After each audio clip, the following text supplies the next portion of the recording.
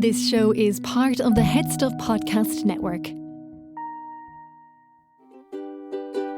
This is how it's always been. I'm on the outside looking in.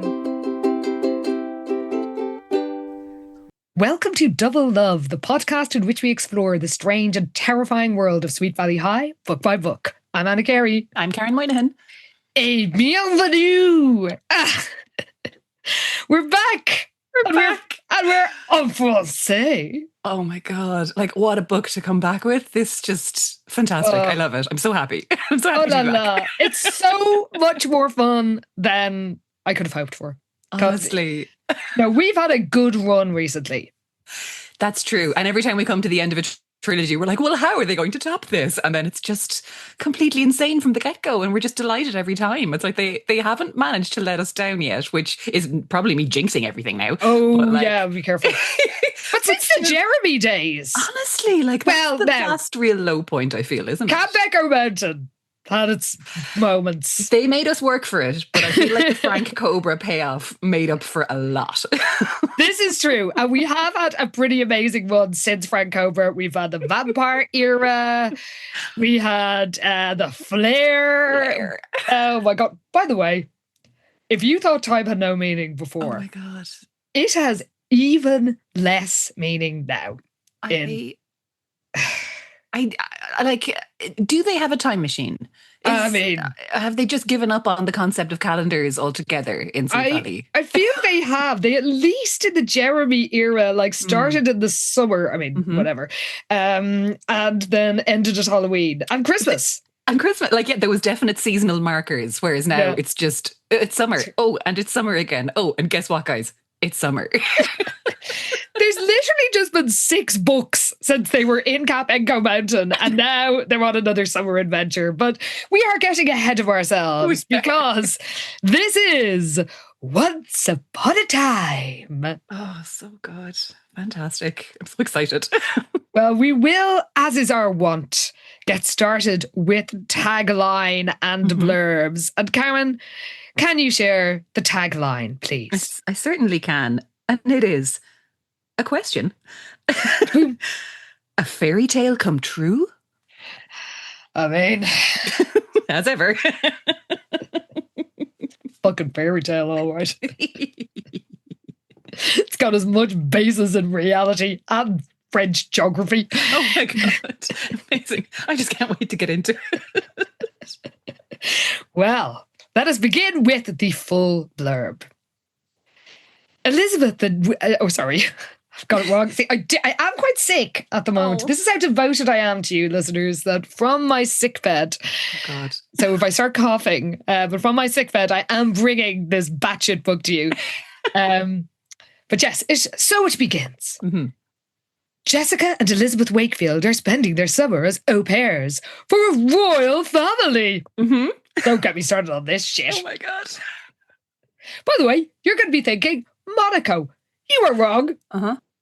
It's essentially just a few fucking fields. It's very vague. It's oh God, we will get into it. We will. When Jessica sees the beautiful European, where? Slovakia, Ireland, who knows? European Chateau, where they'll be staying for the summer. She feels like she's living in a fantasy world, complete with a prince, a royal ball, and a guarded castle. Ooh. Is there an evil stepmother too? No. And also, she's very nice. When she sees it, she doesn't see the prince for the first half of the book anyway. Yeah, true. She's not going to meet him today. Or she's not going to go to a royal ball either. Okay, well, more lies coming up because Elizabeth adores her young charges at Chateau d'Amour Inconnu. Oh my God. No, she doesn't. No, she doesn't. And also the name of this castle, just everything about it. It's so dumb. It's so good. Oh, dumb. The only problem, child, is Pierre, a 6-year-old who loves to hide from her. Does this once. Uh-huh. While trying to find Pierre one day, Elizabeth gets lost in a vast topiary maze on the castle grounds. What she discovers at the maze's end might just turn her wildest fantasies into reality. Sure. Yep. I mean, I guess that part's actually weirdly accurate. I mean, guess, I have a lot of questions about people choosing to just go into the center of this maze to, you'll see. But nothing about this book makes sense. So let's lower expectations. Oh, God. But let us raise them again for the cover, because I know that I was skeptical about this new photo cover era, especially when the first one just looked like a random still from the TV show. Yes. However, they are fully committed to acting shit out now, and honestly, I love it. They've just been getting better as we've been going through the books, because they've really started committing to like set locations and props and the whole lot. And this is like, I worry we might be peaking too soon, but I feel like we're going to be okay, because this is absolute fucking banger of a cover. It's so good. So good. Like the Daniels twins are clearly on location in, I don't know, some Californian hotel or something. But like, it doesn't matter. We've got a huge kind of timber doors open. So they're standing in this doorway with a courtyard behind them, lots of sunshine and trees, and it's gorgeous. I mean, the acting. Talk about easier acting. This is so good. Jessica literally has a hand to her heart and is looking up in absolute wonder. It's so good. Liz also looks delighted. They have this like matching set of suitcases, like floral print suitcases. Oh my God. But as we will find out in the book, Jessica has matching sets of luggage. So she does. We're book accurate. The outfits. Oh my God. So good. Like, this is so gorgeously 90s. I'm just so like, perfect. Oh, I'm so happy. And they're so good for their characters as well, because Liz is so authentically dressed. Like, she's got the long floral skirt. She's got the kind of black clumpy shoes. Yeah, with so her white 90s. Socks. Like white ankle socks. They're definitely ankle socks. Like, oh we my can't God, see because of the 100%. suitcase, but they are. There's possibly a frill. I don't even know. But I mean, that's just the vibe I'm getting. She has her dark denim jacket, gorgeous little baby blue t-shirt underneath it. She's got her barrette in her hair. She looks sensational and so Liz. It's so Liz. Great. It's great. And then Jessica. Oh my God. Like, honestly, they seem to excel particularly with the French covers, because last time we had them screaming at the sky. Oh, a classic. That's by the way, been retconned out of existence. Oh God, yes. And Jessica's outfit, it's gorgeous. Like, she's wearing this little, I thought it was like a little mini dress, but I think it's actually a two-piece kind of like skirt. Yeah, I'm zooming in. It looks like it's a slightly boxy top. Yes, a sleeveless top. She's got this little silky scarf in pastel colours around her neck. She is wearing a lilac beret because she is committing to being in France. The colour of the beret matches her little runners. They're like kind of like Converse style runners. I think they're palladiums, because I recognise that sole. They have the look of a palladium about them, and the slight the plastic just tip at the front of the shoe. It's not like a full Converse, but yeah, it's like a white plastic rubber toe piece. Okay, yes. And then a coloured this like lilac colour that's like, it's so bang on for her beret. I'm just obsessed with these outfits. They are perfect styling for the twins. Amazing. Like, 10 out of 10. Unbelievable work by wardrobe here. Like, just what a cover. I just love it. They're putting the work in at last, and we appreciate it. We really do. Like, we just love commitment to the bit, and they've gone on location, they've got their props and their little suitcases, and I couldn't be happier. It's so good. Well, the happiness will continue, because we are going to dive right into Once Upon a Time. And as my notes say, we begin this nonsense with Liz packing in the casa. And we immediately learn, second paragraph, they are in straight away. We immediately learn that she and Jessica are leaving the next day for the south of France, where they are spending the summer as au pairs for a royal European family. Sure. Yeah. I mean, if anyone's going to do it, it's the Wakefield twins. Let's be real here. Obviously. Yeah. I mean, questions you might have about monarchies in France and their slightly complicated history will not be answered. No, basically, just like, don't worry about it. Just roll with it. So we learned that Lila is organising a big going away bash for the twins that evening. So they're like packing in advance, and then they're going to like set off for the airport the next day. And we learned how organised Liz is. She's put away her school books for the summer. I mean, Sure. She's even left a message on her answering machine with her summer phone number. Because she got a direct line in the Wakefield. Like, I was understand thinking, her having her own answering machine. That's same. Anyway, so she's got everything ready to go, but she knows she's forgetting something. And what could it be? It's so funny. She's going through her little mental checklist. She's like, passport, plane ticket, traveller's checks, journal. It's like, yes, I'm all set. No, there's something I'm forgetting. And why, of course, in the truest Sweet Valley sense, she can't go anywhere without her framed photo of her boyfriend, obviously. It is the framed Todd photo, gazing out with his coffee-coloured eyes. Seriously, like, I was not exaggerating when I said in the later years, Todd's eyes are referred to as coffee-coloured constantly. And here we have it again. So her heart flutters as she gazes at it, and the thought of leaving him is heartbreaking because they're going for a whole month. That's all. Yeah. Doesn't seem that long for the summer. She is worried about it, or sad about it more than worried. But nevertheless, she puts the framed photo in her bag to take to the party because she can't even leave the fucking house to see him without carrying a photo. Would that he were in her mind so often when she's cheating on him constantly.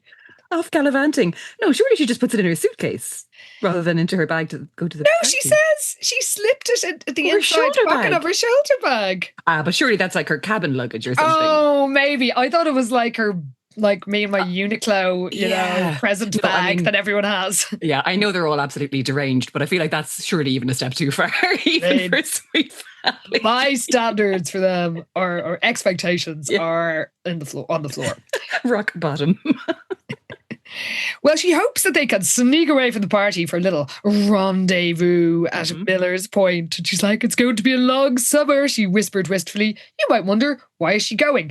That question won't be answered either. Makes no fucking sense that she is doing any of this. Again, it's like, is it Jessica was getting dragged into doing the Flair internship? It's like every so often, one of them is getting dragged into something that they don't really want to do, but it's just, it's happening.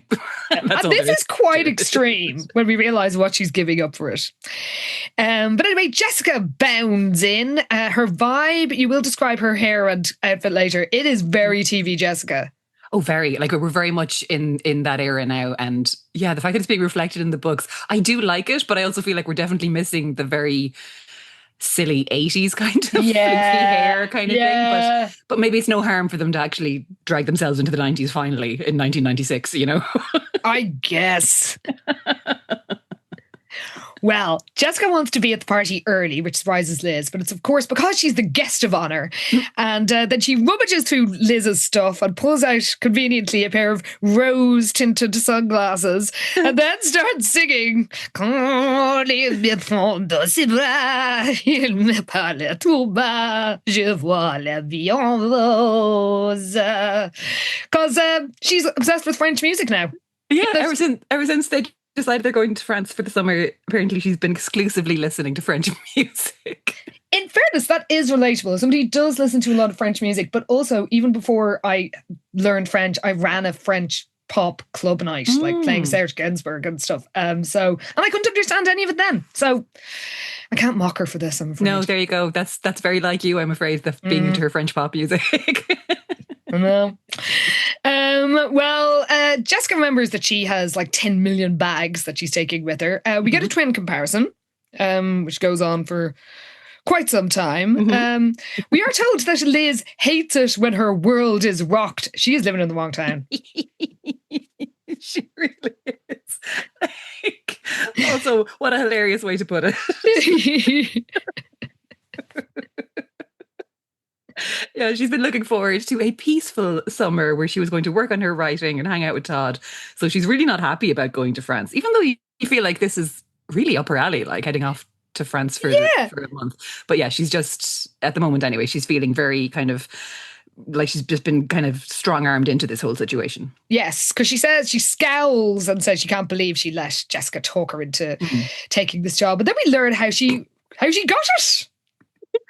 Well, I mean, you know, Ned Wakefield has expanded his teddy bear law practice. So he's done some legal work for Children of the World, an international employment agency that specialises in educational and childcare positions. What the fuck? Okay, I guess. So apparently one evening he casually mentioned that there was an opening for an au pair position to the Prince and Princess de Saint-Marie that had suddenly become available. The royal family of a European principality was looking for somebody to take care of their kids for the summer at their summer chateau on an island in the Mediterranean. I love how fucking hand-wavy this whole thing is. Like, European principality. Is it Monaco? Is it not? Who knows? It's a collection of fields, basically. It is. And also, we are explicitly told it's in France at one stage, so I don't know. This is the thing. So it's like, okay, so there's summer houses in France, Grant, but they also just seem to live here all the time. Like it's sort of implied that because they're on the island, so the island is their principality. Do you think that is the principality? It's very confusing. Well, this is the thing. It is an island off them in the Med. Yeah. And we're told that they are like going to the island, and they do, and that's where the chateau is. So I assumed that's the. So there's a second residence on the island. So the island, but their principality is basically their two houses. Yeah, as far as I can gather. I mean, it's very confusing. Or maybe their other house is just like in Paris. They've got one of those like, hotel, true, whatever they're called. But yeah, very vague. They live in France. And their principality seems to be in France. And yet they have autocratic powers, apparently. And must lead their people. Yeah, they're, I don't know, 8 people that also live in the area. Who the fuck knows? Like, unfortunately, we're going to have to just roll with this because it is completely bonkers. But like, my God, it makes absolutely no sense. Well, we learned that these prince and princess, just because they hire Jessica through Ned, but because she's younger and less experienced than the family desired, the agency have to find a second girl to share her duties. Yeah, and instead of it being, a more experienced au pair who has the qualifications necessary for all this, it's like, no, let's bring her equally inexperienced sister along. Okay, cool. Now we've 2 idiots to look after our kids. Just ridiculous. And we learned that Jessica sort of badgered her in because they're like, we're going to live in the south of France. We'll practice our French. And Liz finally gave in. But we learned that this is why it makes no sense. Yeah. Yes, she's giving up flair. She is. She was offered a summer job because the editorial board were so impressed with her work that they offered her a summer position. No mention of Leona fucking holding her at gunpoint or any of that. No. Mad shit. It's so funny because they do kind of reference older books and series in this, but never with the maddest shit that happened. It's just like, never. Oh, yes, Camp Echo Mountain and the time in Montana. It's like, and Frank Cobra trying to kill you with an axe. No, okay, we're not talking about that. And even we're also London. not talking London. Okay. It's just the most surface level references to previous adventures, and it's so funny. But I just love that this whole flair thing not once mentions like Leona being an absolute maniac. Yep. Well, she does, she's turned down this thing that she sacrificed so much to get. She almost died in this fucking job. And now she can't even do her little summer job that she got out of it. Well, she does think, why can't I ever say no to my twin? She thought in disgust. I mean, a question we've all asked. Yeah, we're with you there, Liz. Well, she might be disgusted with herself. So on the way out, she spots Jessica's 5-piece luggage and a backpack, which is more than I took for 3 months away in my college summers. But when it was just a rucksack. And that's it. But they arrive at Lila's. The party is rocking. The droids are playing. We get a detailed description of Fowler Crest, and its Spanish style lawns and Olympic tennis courts. And definitely the gang is all here. There's quite a few faces from the past. There are, yes. We get little shout outs to some of the gang from Sweet Valley High. I mean, we do see Ronnie Edwards and Aaron Dallas are up to shenanigans, and it's like, ugh, Ronnie Edwards, really? My thoughts exactly. Yeah, no one's hanging out with that fucking guy. Maria Slater, Olivia Davidson are around. But my favourite bit is when they tell us that Penny, Enid and Ken are doing a crazy line dance across the dance floor, which is drawing lots of laughs. And I'm just like, yes, Ken, you live your rootin' tootin' life. I love it. It's for you.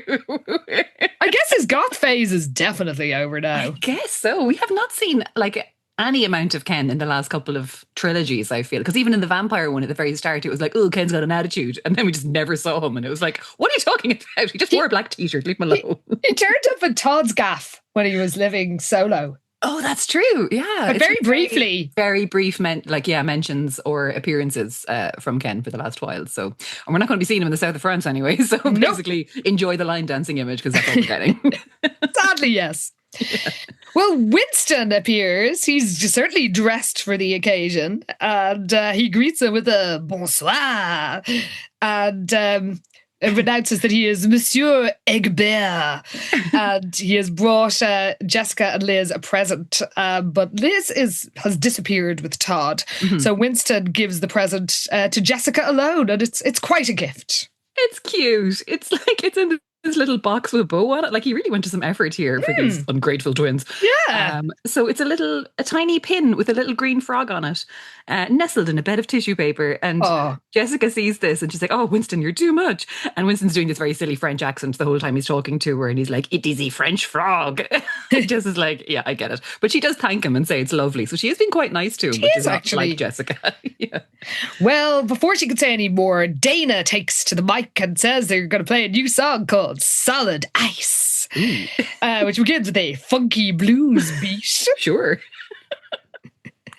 But Jessica's not hitting the dance floor because she just feels, I guess one could call it, ennui.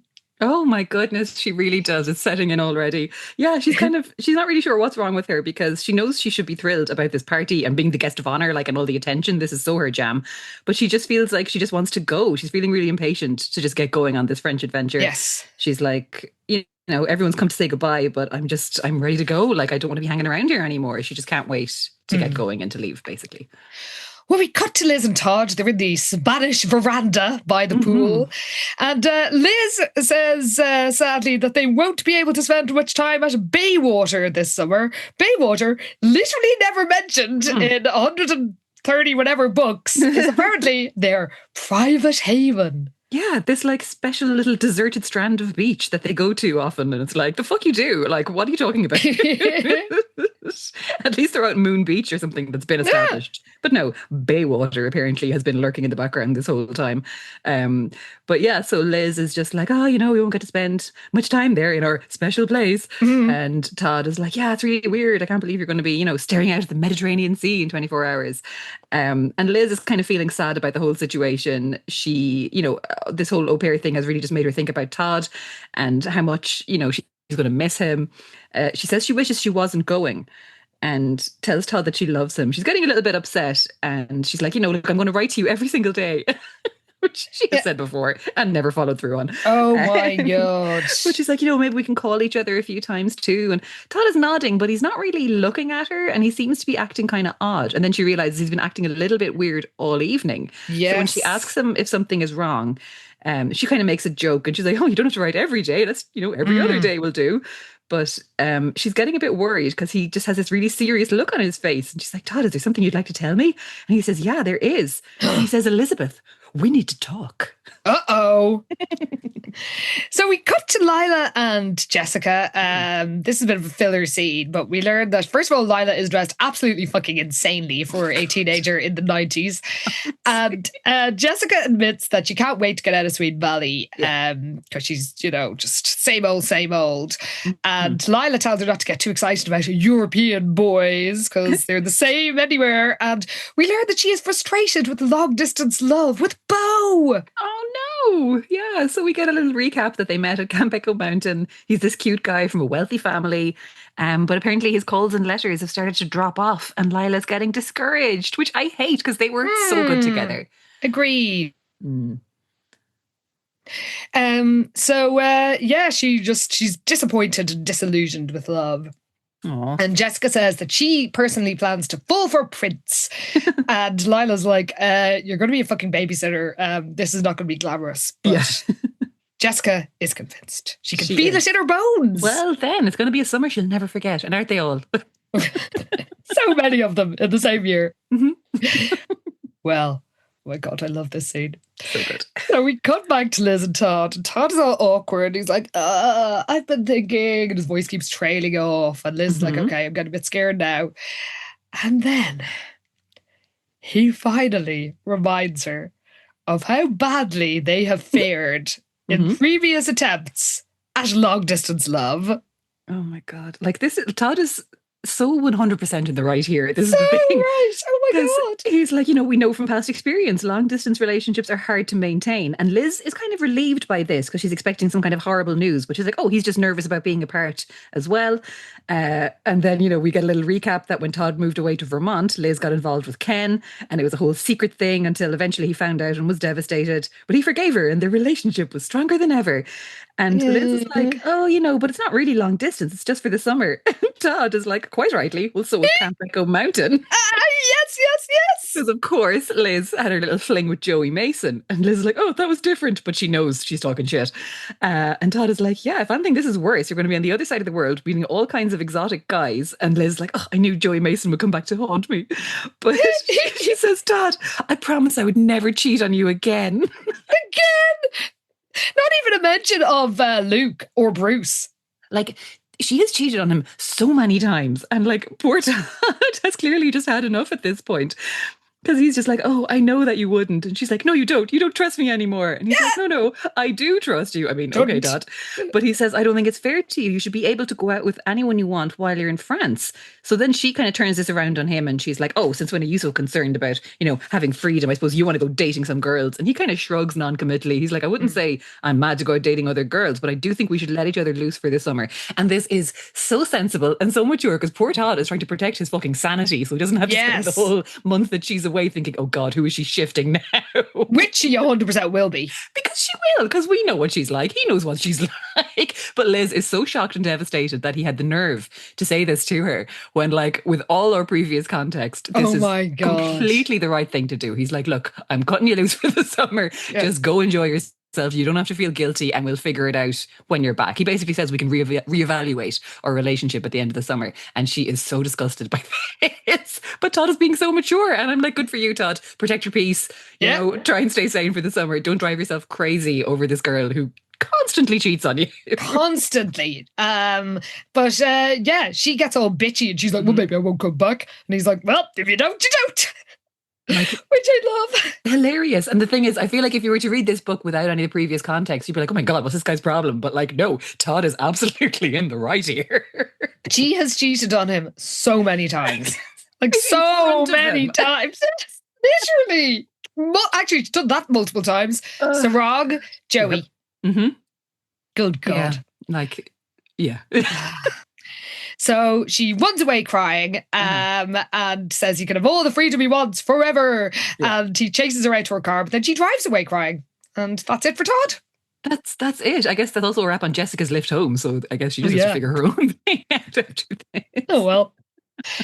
Well, we cut to the next morning where Jessica is practicing her absolutely zero level French. Mm-hmm. Now, if anything, this book proves that Jessica has not, as happened in her trial era, that she really has not been attending school, because apparently both her and Liz have been going to the same French classes, and their levels are very different. There is a wild disparity in ability here because, as we know, Ms. Dalton is their French teacher. They've been going to this same class, the two of them have been in the same class for as long as they've been in high school, whereas Liz has pretty good conversational French. She can, make her way around.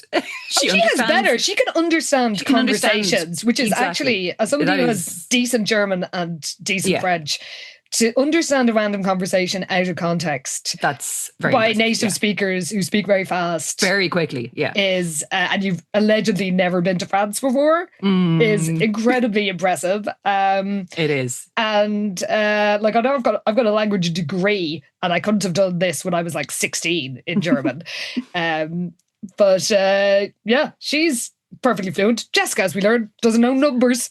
She's not even day one of French class. She can barely say her own name. It's kind of hilarious how bad she is at French. I learned French as a total beginner, from the age of 38 at the Alliance Française. Oh, wow. And even when you do level A0 there, I could understand what Jessica says, which is, bonjour, je m'appelle Jessica. Comment allez-vous? Je vais très bien. Like, that's all she can say. Pretty much. And I understood that before I'd even had a single French lesson. So, you know, I think we learned that really that trial was deserved. It was. She has been missing a lot of school, judging by her ability in French compared to Liz's. And, you know, obviously some students are better than others at picking up languages, but like, that girl has never been to French classes. Never. So the only damp rudder mood is Liz, who's been crying all night. And of course, Jessica's only concern is that she'll stop them going to France. Yeah. But there is so much filler in this chapter. I think we can very much skip it because it's just Liz is sobbing. Yes. And Stephen and Billy are over for pancakes. Yeah, they're kind of seeing them off with this kind of farewell breakfast they're making downstairs. And there's just a lot of kind of Jessica going in to try and cheer Liz up to get her going. And Liz is just inconsolable, basically. But eventually gets herself together enough to come down for breakfast and just kind of pretends like nothing has happened. She doesn't want to tell anybody about the whole Todd situation. So she's just like, oh, I'm fine. So obviously Jessica knows what's happened. But Jessica's, as usual, delighted because she's always happy when Liz and Todd break up. She's like, hooray, I'm free now. This is great. It's her favourite thing. It really is. So she's delighted. And eventually, Liz comes down for breakfast. Kind of, she's still just miserable, but tries not to let on, basically. Yes. And everybody says how much they'll miss her. And even Prince Albert gets some dialogue. Oh my God, Prince Albert or Missing King. Because Alice is talking about how much she's going to miss them. Prince Albert comes scampering in and starts barking. And Stephen's like, attaboy, and kind of pats him on the side. But like, again, that's pretty much it for Prince Albert. He says arf, arf. Oh, he actually does get dialogue. Arf, arf, arf. The best boy. It's the only best dialogue in this book. Most accurate dialogue. Most realistic. Goes to Prince Albert. So Liz just keeps looking at the phone, waiting for it to ring and for Todd to beg forgiveness. But of course he doesn't. And her mind fills with memories as they drive through town to the airport. She can only think of Todd. Yeah. She still hopes he'll turn up at the airport, but he doesn't. Nope. That's it. Why would he? There were like literally 3 pages of, at least in the Kindle, of like Alice going, we've got your passports, and like everything going, well, bye. Like it is total filler. It's really very long goodbye. But yeah, basically Liz is miserable. She keeps expecting Todd to show up at the last minute, but it doesn't happen. And good for Todd. He's off to have an actual relaxing summer for himself. He's going to shoot some hoops and chill out. And good for him. Good on you, Todd. Yeah. Well, hours later, she's still thinking about him on the plane, and she feels sick at the thought of him dating other girls. Can't believe he wants to do it. I can. She's sure he'd forgiven her for Joey and Luke and Ken. And Bruce. And Bruce, unmentioned. And wonders if this was all an excuse because maybe he has his eye on somebody else. She's like, oh my God, who could it be? But then she thinks, no, this isn't an issue of trust or self-sacrificed. He wasn't concerned about her feelings at all. He just wanted his freedom. She's kind of tormenting herself now, saying he's probably got a date lined up for tonight already. So she tries to take her mind off it and takes out The Babysitter's Guide to Children, which is a book that she bought apparently for this. She's just going to start reading it now on the plane. Yeah, what? Oh, never too late. We also learn, we don't learn, we knew this already. This just is a reminder of how it makes literally no sense for her to be doing any of this. We're reminded that she had a terrible time with kids in Camp Echo Mountain. So why is she doing this? Honestly, yeah, we're reminded that her 10-year-old charges hated her and called her Dizzy Lizzie, and the name caught on at the whole camp, and it was really embarrassing. And it's like, yeah, dude, you kind of don't get on with kids very well. It's a terrible idea. But she's, she decides, she's determined, this is going to work. It's all going to be fine. And apparently the twins are going to be taking care of 3 children that are 3, 5, and 6. So she flips to the pages or the chapters that specifically deal with those ages and tries to figure out like what's involved here, what's going to happen. 3, 5, and 6, famously easy ages to look after. Total breeze. Jesus Christ. But anyway, she vows that this year will be different to Camp Echo Mountain. This year whatever. And then she falls asleep and has a prophetic dream. Oh my God. Yes, she's in a deep sleep on the plane. She's dreaming of flowers. There's fields of wildflowers all around her. She's spellbound, and apparently southern France was almost as beautiful as her own sweet valley. Okay. French tourist board would be delighted to hear that. But yeah, so she realizes she's lost in the dream and starts to panic. But then out of nowhere, a gorgeous guy with jet black hair and deep blue eyes rides up on a white stallion. And in one smooth movement, he leaned over and lifted her up onto his horse. So she leans against this guy, and her heart is beating wildly as they ride off into the sunset. And then she wakes up with a start because Jessica has been like rummaging around looking for a dictionary in her backpack. So Liz is like, oh, what? That was such a weird dream. She's like, yeah, what did she say? It was a ridiculous dream anyway. I've already discovered that my prince is really a frog. Like, it's so rude. You're the frog, Liz. No, you're the one who keeps shifting everyone. Leave Todd alone. Well, then we cut to Paris. And not just Paris, to a real street, the Boulevard Saint-Germain, and a real cafe that I have been in, which is a first for a Sweet Valley book. This is so fun. I love these guys. Oh my God, same. And it's unusual for a Sweet Valley book as well to cut to like completely random perspective of some guy we don't know. Yeah, true. But yes, we're introduced to Louis Landau and his 18-year-old son, Jacques. Oh, right. And they are in Les Deux Magots, the cafe on the left bank in Paris. And it is, as Jacques Landau says to his son, a famous haunt of the existentialists. And it is, which is like why it's so touristy now. But it is very nice, just visually. Okay, good. We've got a little lesson about existentialism there for the kids. Oh, sure, why not? You know, they have to learn at some point. Though there is a bit where, when Louis tells Jacques this, Louis thinks his father was always full of little known facts. The fact that de Beauvoir and Sartre were habitués in this place is not little known. It's like and even in the 90s, which is when I was first around there, it is a full tourist industry based on it. But you know what? I don't care because I love these guys. Oh, me too. I'm obsessed. They're so great. They're so like cartoonishly French, but like so cartoonish. Such a fun way. So yeah, Jacques is really impressed with his dad because he's like, no matter where they travel, his dad always seems to know something about the history or the culture of the area. So yeah, they chat a bit about existentialism.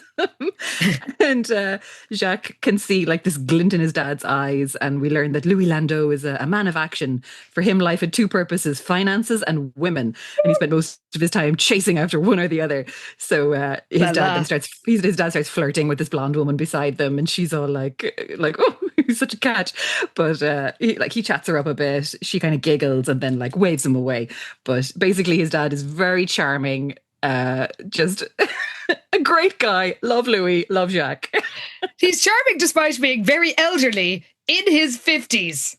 Well, he's in his 50s and therefore on the brink of death. His dark hair is greying around the temples, giving him a distinguished look. He sounds very hot. Yeah. He compares this blonde lady at the cafe to Catherine Deneuve, and she's like, well, if I'm Catherine Deneuve, you're President Chirac. Very 90s. And he's like, you're never too old to fall in love. And then eats a croissant from a bread basket. Because I guess it's so French that instead of like the little sliced up bits of baguettes, they just give you a plate of croissants. Everyone's constantly eating croissants no matter the time of day in this book, and I fucking love it. Doesn't love an L croissant. So good. I'm more of a pain au chocolat person when I'm in France. Oh, really? I do prefer a croissant, I must say. Not even the little teeny tiny pain au chocolats that are like this, like just a couple of inches. They are delightful. But I just love a fucking croissant. Oh God! Well, this is making me hungry now.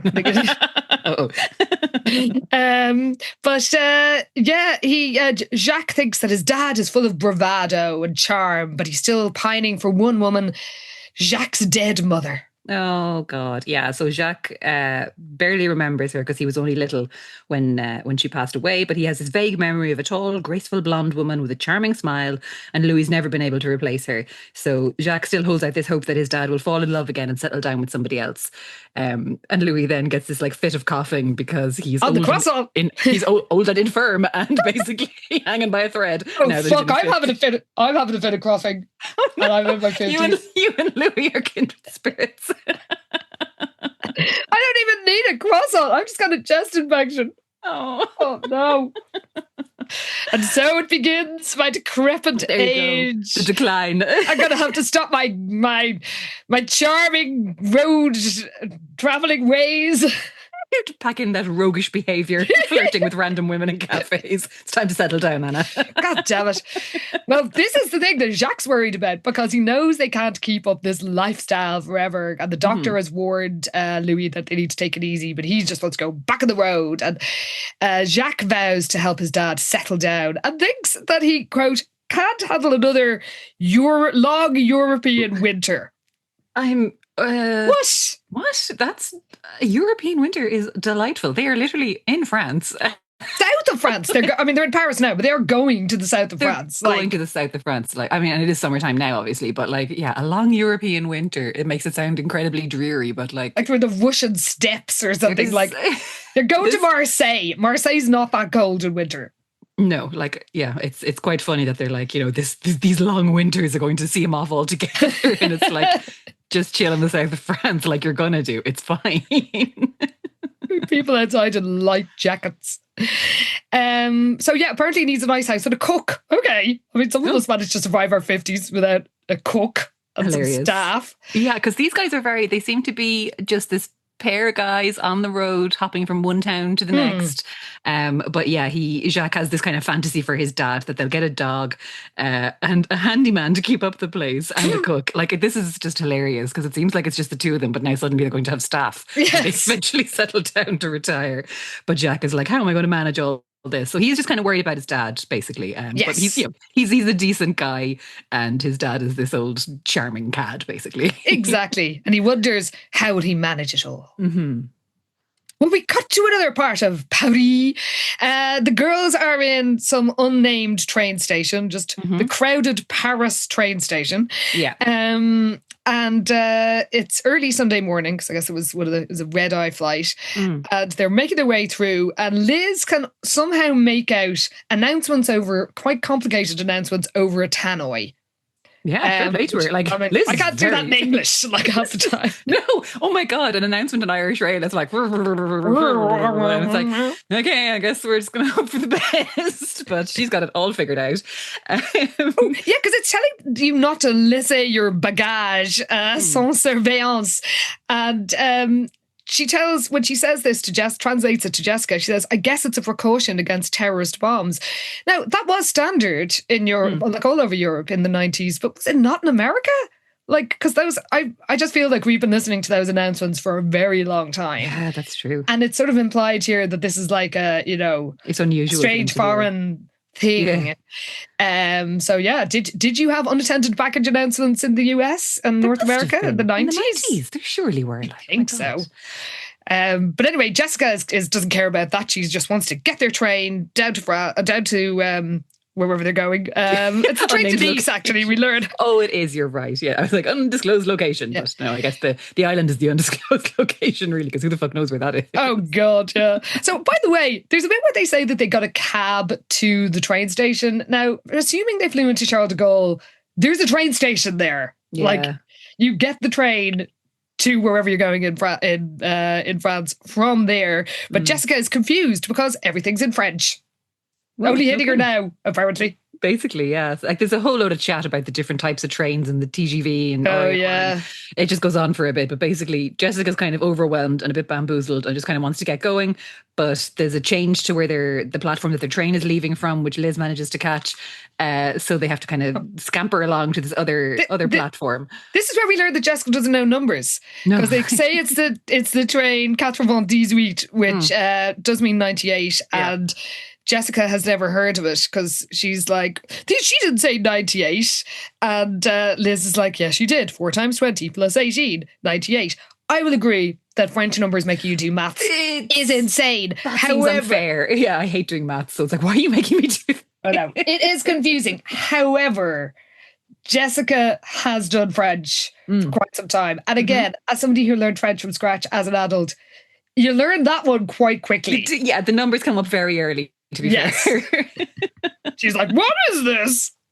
She's so confused. She doesn't know what's going on. How bad is Miss Dalton? Like, I don't know how much Liz is great. Miss Dalton. This is the thing. Liz is good. It's just that Jessica's never in class, basically. Apparently. And then, despite the fact that there were clocks literally everywhere in train stations, somebody comes up and asks them the time. Yeah. Again, it's just demonstrating how good Liz is at French and how she's completely calm and can chat to people, whereas Jessica's just like, oh, I don't know what's happening. She also has her 4,000 bags to carry, and Liz is refusing to help her, which is quite funny because she's like, nope, you packed all this shit. You can deal with it. Agreed. I think that's actually fair enough because Jessica's so terrible. It's a rare showing of backbone from Liz, which, you love to see it when it happens. Exactly. I mean, if only she'd had enough backbone to not go. To not be on this trip, yeah. Which makes no sense for her. Like, I'm going to give up my summer internship that I fought so hard for to do something I hate. Yes, do something I hate that I've been proven to be bad at. Yep. But anyway, Jessica's bags are sort of falling apart. And Liz is like, look, you got to make the effort. You brought them all here. And just point out, look, we took the same French classes. Mm-hmm. Yeah. Why am I having to take care of everything? Like, seriously, you have to make an effort. This isn't good enough. But Jessica's then kind of like, okay, so she tries to ask some random person where she'd find a trolley. Or a trolley, basically. Yeah. And it's a whole thing. The woman doesn't know what she's talking about. She thinks she wants to play cards with her. And it's all confusing. And eventually Jessica is just kind of sighing and having to just lug her bags. She's having a terrible time. And but then this cute young guy appears at her side. He's slim with dark brown hair and smooth almond-shaped brown eyes. He has a rakish look on his face and slight stubble darkens his jaw. Okay. So he says, excuse me, mademoiselle. There's a distinguished-looking older gentleman standing to his side who gives her a slight bow. So Jessica's just delighted to meet somebody who speaks English. So she's like, oh my God, you speak English. She like drops all her bags. And he's like, but of course. He's got a sexy French accent. She's like, can you like tell me how to say cart in French? And they're both a bit confused. And then they realize she wants a trolley. And the younger guy is like, oh, but you do not need a trolley. Like, I will be your trolley, basically, and offers to carry her bags. So Jessica's like, okay, cool. Nice one. Let's go. Just going to say he's hot. Yeah. I imagine him looking, there's a very certain sort of French type, which I find very attractive myself. And I imagine him fitting it. Have you ever seen the actor, I recommend an old Google image search, Pierre Nini? So it's Pierre the normal way, Niney, and he played the Count of Monte Cristo in a very good adaptation of one of my favourite books. And he's super hot. Oh shit! Yeah, that's that'll do. Yeah. So look up him in Count of Monte Cristo. That is how I'm envisaging Jacques. Oh, nice. Yeah, great nose. Oh, lovely. Yes. See, I do like a large French nose, I have to say. Anyway, enough about that. Quick segue. I recommend googling that dude. Yes. So Liz can't believe that Jessica just handed over bags to a stranger. Jessica's like, well, do you know what? They were too fucking heavy anyway. So so they get on the train and she because Jessica's like, well, he's gorgeous. And Liz is like, Cleve, he's going to be just as gorgeous as anyone else. So can murderers, apparently, based on your romantic history. Very true.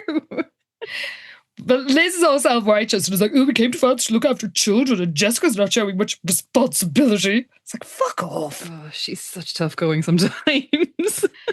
But yeah, she's like, I'm going to have to keep my eye on her this summer. It's like, dude, you always have to keep your eye on her. She's an absolute loose cannon and you know this about her. Exactly. Well, the French hotties appear on the train and Jessica makes a joke about like, oh, maybe they're going to hijack it, which even Liz admits is like, okay, maybe I have been a bit much. And the two Frenchies join them and Jacques kisses Jessica's hand because he's such a smoothie. Stunning. And this makes Liz suspicious. And Louis, who they keep referring to as elderly, which I know I'm only 50 and maybe he's 59, but even so, I'm offended. It's so harsh. But yeah, he makes a whole big deal. Of course, he's looking across at the two girls and he's like, "Oh, but sacre bleu, you are jumelles." Jessica's like, "Jumelles?" So Liz is like twins, and he's just making a huge deal about how beautiful they are. And it's like beauté extraordinaire. such beauty and freshness one might expect to find in a single rose, but in two flowers, it is unheard of. So he's making this huge deal about them, and Jessica's giggling, but even Liz can't help laughing too, because he is very charming. He's so over the top, like it's clearly he's a jest. Completely, yeah. So he introduces himself as Louis Landau, the Duke of Norvaux, and this is my son and heir, Jacques. So of course Jessica's like, fucking nice one. Son of a Duke, let's do this thing. So Liz ridiculously is like, Norvaux? Where's Norvaux? And she starts like forming a mental map of fucking Normandy and Brittany, or Bretagne, as she calls it, very French. And like, oh, there's Loire Valley, but you couldn't visualize Norvaux. It's like, oh my God, you don't know every tiny little equivalent of a county in France, Liz. Like, this is not suspicious that you do not know where somebody could be the dukedom of, like, we learned that the fucking Saint Marie's kingdom is like an island the size of one of the small Blaskin Islands, as far as I can tell. But yeah, there's maybe, I mean, we're obviously meant to see this as a red flag, though. Yes, true. Because Liz can't picture it, and Liz knows everything. Yeah, sorry, it's not like Normandy or something. Yeah. So she's about to ask where Norvaux is, but she's interrupted by this loud commotion because this red-haired woman comes charging down the aisle. She is shrieking in French at a conductor who's like apologizing to her. So Liz is like, okay, what the fuck is going on here? So they're all speaking in French, and again, Jessica or Elizabeth's crazy, incredible French skills. She discerns what's going on by this, like, what must be a really rapid fire conversation. Yeah. She can understand everything that's being said, apparently. So the woman is Countess Deloria de Rimini. Italian. Not French, but anyway. Italian, yeah, actually. But she's she's really fancy looking. She's all wearing this chain of emeralds.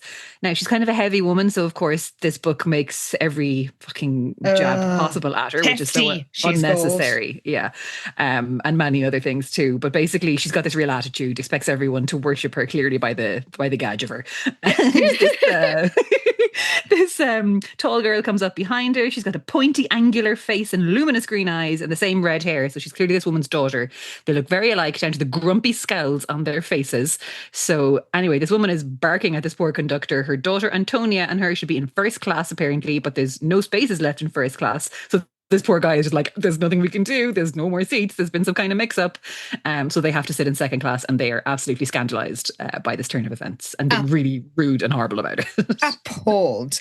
Yeah. And Liz is like, I can't believe people like this exist, she thought. I mean, you go to school with some of them. So. Honestly, this, like, Lila Fowler on a bad day could be giving absolutely this. Exactly. And then we cut to a pacing prince. I mean, we are jumping all over the place with the POV in this. It's so exciting. It's so unusual for Sweet Valley. Yes, it's Prince Laurent. He's in the family's chateau on the coast of France. Is it a coast? Is it an island? I mean, what the fuck? Anyway. Yeah, makes no sense. His father and his stepmother are there. They're looking at him expectantly.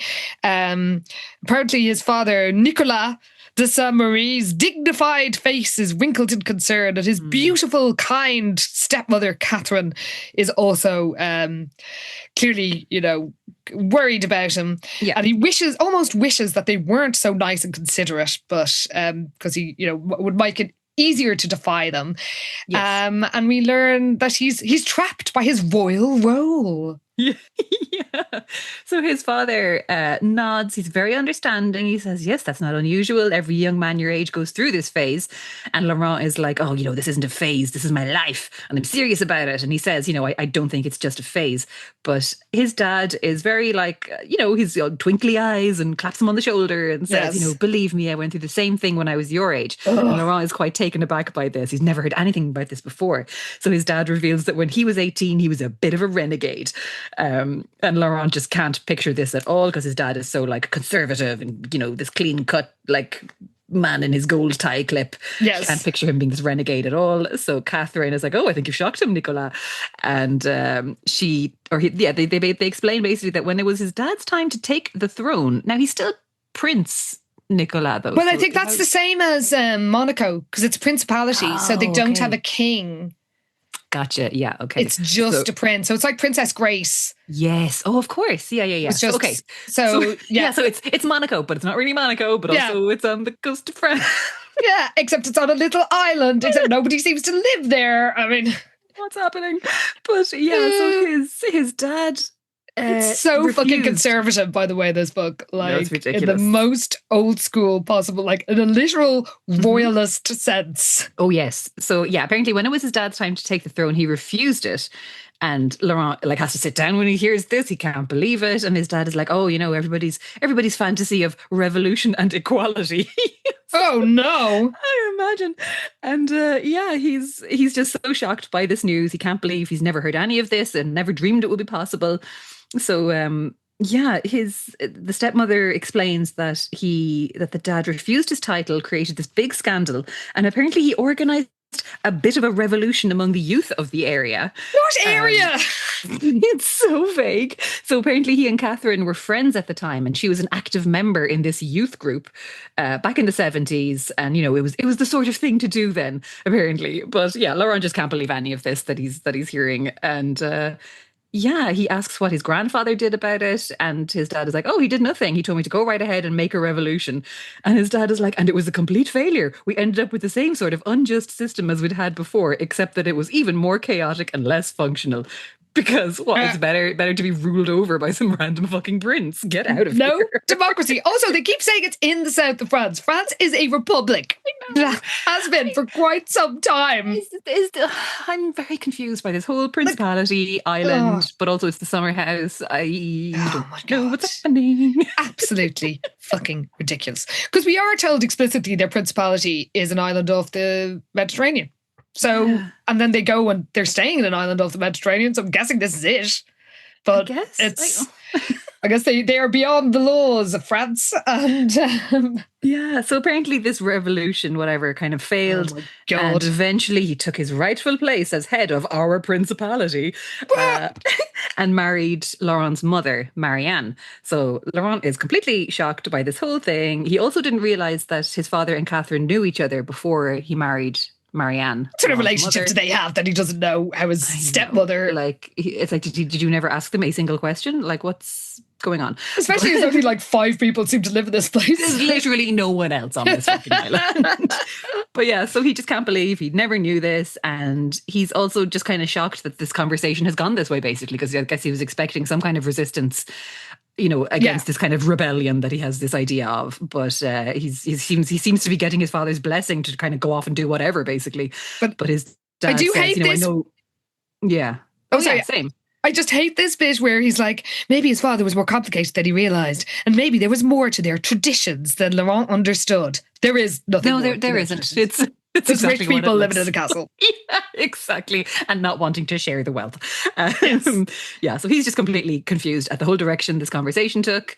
And his dad does say, I know you will come to value your place in society and take up the responsibility.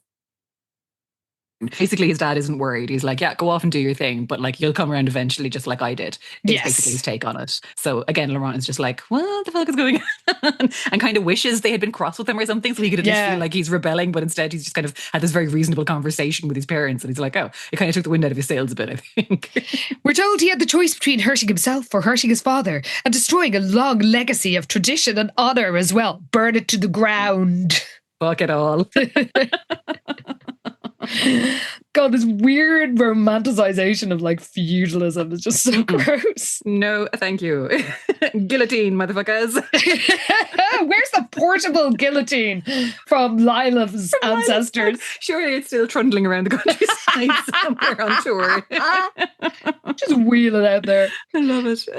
Well, we cut back to the train, and Jacques is telling Jessica a tale of his years at boarding school in England. Apparently he was playing pranks. I don't know what the hell kind of school this was, because when they played a prank on one of the teachers, she dumped porridge on his head. Yeah, very unprofessional and weird. Very unprofessional. Very strange. He does say, you know how the English are boring, and how do you say stuffy? Although, why are you saying it like that? If you went to fucking school there, your English should be fluent. True.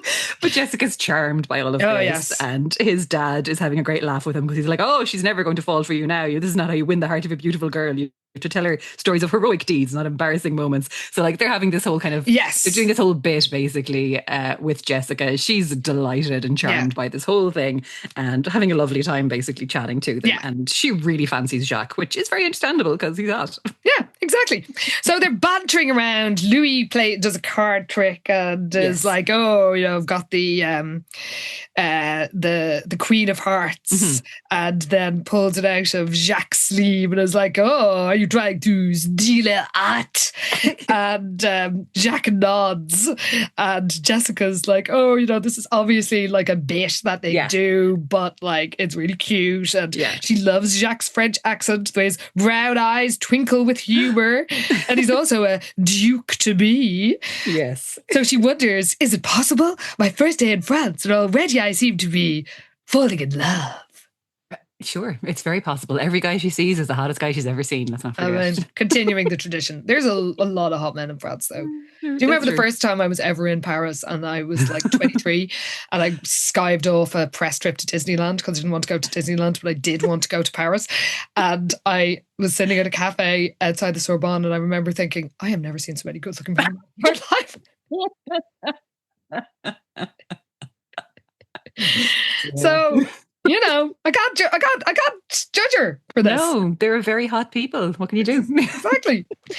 Well, meanwhile, Liz is getting bored by just staring out the window at the countryside. We learn her only reading material is the babysitting book and a novel by George Sand in fucking French, which, like, just give yourself something a bit easier. Also, how are you able to read 19th century French novels and Jessica doesn't know numbers? Like, what is going on?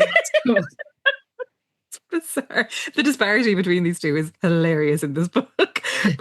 But basically none of it is keeping her attention. She, you know, she's kind of paying attention then to what Jessica and Jacques are talking about because they're having this fun little bantery conversation beside her. But yeah, she kind of also feels like she's just kind of intruding because they're clearly having a vibe and she's just like, okay, maybe I should just stay out of this. Asleep at this stage. Yes, of course, because he's so old. He just falls asleep. It needs a nap. But yeah, so she's kind of looking around. She's like, oh, what am I going to do? And she sees the Countess across the way and her and the daughter still seem to be sulking. So yeah, she has some magazines with her as well, apparently, and like a box of stationery. Oh, of course she does. Stationery is so funny. It's probably monogrammed. Of course. But so she's like, okay, I'm going to write a letter to Enid. But when she opens up her little stationery box, she sees there's a bunch of envelopes that are pre-addressed to Todd. So she was so organised. She was ready to send her letters to Todd. So that just puts her in bad humour and she rips up all the envelopes and she's like, they're rid of him forever. But then, of course, she starts thinking about Todd and she's like, I wonder what he's doing. What's he thinking? Is he thinking about me? And she's like, no, I need a distraction. I can't keep thinking about Todd. So she's just going to go for a little walk around the train, basically, and find the dining car is the next plan. Just try and keep her mind off Todd, basically, because she's getting bored on the train. The dining car is so fancy. Like, I've never gone long distance in France on a train. I've never seen anything like this on the like intercity ones. Oh yeah, no, we're fucking Orient Express here. Like there's white lace curtains, there's elegant red tablecloths, there's a waiter in tails like hurrying around the place serving warm meals. Like it's surely a very unrealistic portrayal of intercity trains. I can tell you don't get that on the train going from Bayonne to Saint-Jean-de-Luz and Biarritz. Like it is not that fancy. But we also learn that despite the fact that Liz can read 19th century French novels, she can't read a menu. This is fucking ridiculous. She's all over the place.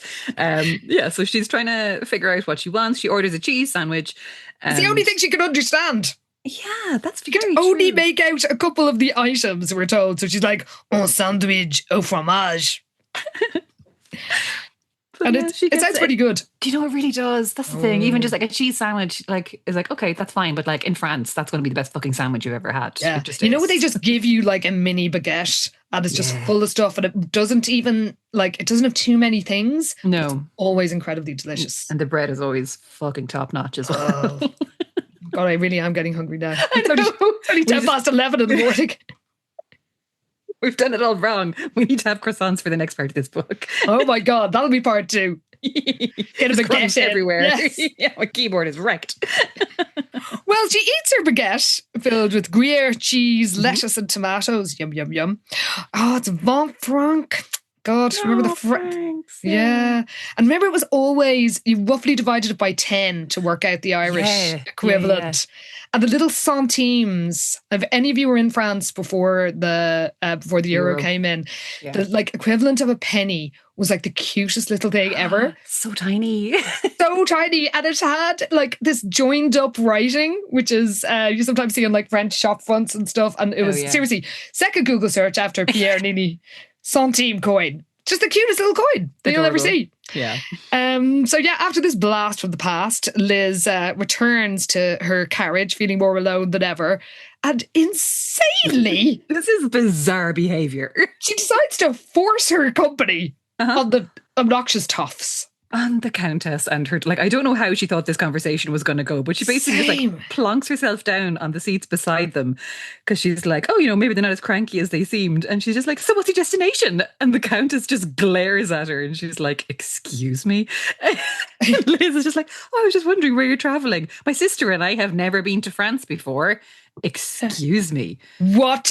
Did you scream at the sky in vain for this? Nothing? Yes. Absolute cheek. I mean, I guess René Glees can just go to hell then. Poor old René. Who also turned up in London, by the way, so has been established twice as like recurring character that she apparently has never met now. What's going on here? But anyway, the Countess is absolutely disgusted by this intrusion. It's so funny because it's like, American, I presume, the Countess asked, making it sound like an insult. And I'm sorry, that's fucking hilarious. And Liz is like, yes, I'm from Southern California. We're famous for our lovely beaches. Although I've heard the French Riviera is nice. Okay. I have to say, I'm Team Countess on this one. I've been like, am I. Fuck, all right, get away from me. Why are you sitting down and babbling at me? But actually is really rude because she does say like, my daughter and I are travelling to the summer chateau of the Prince and Princess of Saint Marie. I thought their name was Saint Marie, but maybe that's the Principality of Saint Marie. Who knows? Yeah, because it says Prince and Princess de Saint Marie. De Saint Marie, yeah. Well, so yes, we'll be staying on a small island in the Mediterranean Sea. That seems to be their kingdom. Or principality, as the case may be. And then Liz, of course, is like, what a coincidence. We're going to be au pairs there. And then they're like, we don't associate with servants. And Liz, instead of defending the dignity of labour, is appalled that anyone called her a servant. I mean, you kind of are. Nothing wrong with being a servant. No, but like she's working there for the summer and those guys are guests. But like she's so funny because like her jaw drops because Antonia is just like, I would appreciate it if you stop bothering us. Mummy and I have a long voyage. So Liz is horrified by this. She's like, thank goodness I'm from America where everyone is equal, she thought, fuming. Okay. Lol. Jesus Christ. I keep telling yourself that, Liz. So with as much dignity as she could manage, she's like, excuse me, quietly. And then goes back to her seat and like chomps furiously on her sandwich. You know, I love when they eat furiously. Oh, me too. Yeah, and Jessica's a dab hand at like furiously drinking her Diet Coke through a straw. It's like, no one can eat and drink furiously like the Wakefield twins. You got to give it that to them. So she thinks she can't spend the whole summer with these snobs. Again, you agreed to be an au pair. I know. For a royal family. Did you think they were going to be super sound? Like, what's going on here? And chill. Yeah. So later, because it's early Sunday evening, apparently Jessica has not yet told Jacques and Louis what she's doing in France for the summer, which I find very hard to believe. Also, if he hasn't asked her until now, like several hours in, okay, Jacques, you're, not quite as cool as I thought you were. Because he's like, what are you doing this summer besides stealing men's hearts? And she reveals that she's going to be an au pair. We are told, by the way, she can smell the faint musky odour of his cologne and feel the heat emanating from his body. Oh, God. And then he tells his... a tale of Chateau. Oh, yes, he's heard, of the Chateau d'Amour Inconnu, and tells the tale with a rakish grin. He's so, this is the second time he's been described as rakish, by the way. So, I'm sorry, it's too much for me. Extremely hot. It's too much. But yeah, so there's this legend associated with the Chateau d'Amour Inconnu, crazy name for a castle. So, yes, the name for it comes from an old French legend Oh, because God. it's French. Aren't Yep. we in a principality? What the fuck is happening? I need a map. It's Dream on. fucking Prince. What's his name? What's mad in love with a prince? Oh, Prince Arthur! Oh my Prince God, Arthur. that was Monaco as well, because that was Santa Dora. Santa Dora. And that was Isn't like your on Santa the- Dora? Like, That's the thing. That was on the border of France and Spain. What is happening? anyway, French legend apparently associated with the chateau that is or is not in France, is or is not part of a principality that may or may not be Monaco. It's a mystery. So she's enthralled. She's like, tell me the story. Oh my God, I'm dying to hear it. So he fills her in that apparently long ago, Prince Frederick III fell in love with a handmaiden called Isadora, who was beautiful, had hair like spun silk, rosebud lips, all the rest, but she was just a domestic servant. However, she had a voice of gold, and when she sang, the canaries sang back. So she had this incredible voice, sounded like a nightingale, but of course the union between the prince and Isadora was forbidden. So Jessica's like, so they had a secret affair, and she's just absolutely enraptured by this story. He's like, yes, correct. All summer long they met in secret, in hidden verandas, in the woods, in the underground passages. She's like, oh, there's underground passages? And he's like, yeah, what's a castle without an underground passage? And, you know, he's right. You got to love an underground passage. Oh my God, totally. So she's like, okay, so the love affair, tell me about it. So they had this passionate, tumultuous affair all summer long. And the handmaiden Isadora would sing as she worked a pure and beautiful sound that made the doves sit still and listen. So Jessica is transported. She is absolutely loving this. But then apparently one day Frederick was to be wed to a young marquise. So he's torn between love and duty. He agonizes day and night, but everything proceeds as planned. So Jessica's like, oh no, too bad.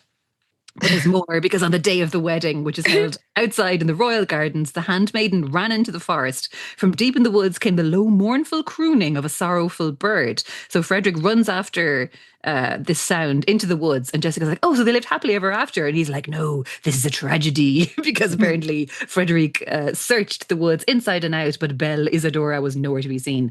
So the marriage went through, and the very moment that Frederick took his vows, a beautiful white dove appeared at the altar, sang a low, sad song, and then flew away. And it said that even today, on long summer nights, the sweet and sorrowful sound of a mournful dove can be heard. So the girl turned into a dove. Oh my God. Yeah, I guess. It's a little unclear what's going on there exactly. But Jessica fucking loves this story. She's like, that is beautiful. Maybe I'll hear the dove when I'm there. And he's like, maybe you'll have a mysterious love affair. It's like, oh, Jacques, you're so smart. He winks at her and everything. So anyway, in the meantime, Louis wakes up from his nap, but he's kind of mumbling. He doesn't really know where he is. He seems kind of disoriented. And Jacques looks really worried about him. But then eventually Louis is like, oh, no, it's fine. Everything's fine. Kind of shakes it off, basically. But clearly there is something up with him. And I think we did learn he had a bad bout of pneumonia the year before. So yes, he's not super well. But, and he's in his 50s. So as we know. Well, I mean, I am hitting the mute button quite a lot to cough. So. Oh, you're on the way out too. Oh, I can't laugh too much. Oh no. Okay. So Louis recovers. He's fine. Pas de problème, he says. He's all good. Yeah. So he says, oh, it's this seat. It's just so uncomfortable. That's what the problem is. So he gets Jessica to switch with him. And but he's got this kind of like twinkle in his eye as he does it. So basically he's put Jessica and Louis beside each other now. So they can chat more. So Jessica's just kind of giggling at their antics because they're such a little double act, the pair of them. Yes. But she's fully charmed. So am I. I think they're great. Same. But then we learned that the next stop is Marseille. They're going to be there in 20 minutes. People are getting ready. And Jacques reveals that that is where he and Louis are leaving or getting off. And Jessica feels a pang of loss as she gazes into Jacques' liquid-browed eyes. And she thinks she's just met him, but she feels like she's known him for years and maybe she'll never see him again. Or maybe he'll visit her at the chateau. And he kisses her, just a feather-light kiss on her cheek, causing her to shiver in delight. Oh my goodness. So yeah, apparently Liz had fallen asleep as well, I think. She was in the corner. So she wakes up and she's like, oh, are we here? And then she kind of gets a bit of a shock when she turns and sees Louis sitting next to her. Yeah. But he's like, oh, your sister insisted on sitting next to my son. And they have a little laugh about this. But Jessica explains that they're just stopping. They've still got a few hours apparently until the twins have to get off the train. Yes. So Jacques kind of squeezes Jessica's hand and he's like, let's go for a walk, Jessica. And she's like, yeah, okay, cool. And Liz is like, where do you think you're going? Like, fuck off, Liz. Let her get off with someone on a train. She's not going to be shagging him in a luggage rack or something. I mean, maybe. Who knows? It is Jessica. You never know. And he is very hot. So. I mean, I probably would. Who among us? And Louis like, to Liz, remember, this is France, the country of love. And Liz is like, just scowling at them. Yeah, because they're just going for a little wander on the train. Like, there's very little she can get up to in fairness. Yes. So, yeah, they find a deserted compartment somehow and slip inside. This makes it sound like it's one of the old-fashioned trains, with a corridor and, like, the little... which is my dream to go on. Love a go. Yeah. And Jessica gazes out at the sleepy French village. Now, they're meant to be 20 minutes from Marseille train station, and Marseille is like the biggest port city. I've been there. I strongly recommend going. I absolutely loved it. But yeah, apparently it's just like tiny pink houses and the rich Mediterranean Sea glittering in the distance. And she asks, oh, do you live here? And Jacques says, I live where my art takes me. Ooh la la. So good.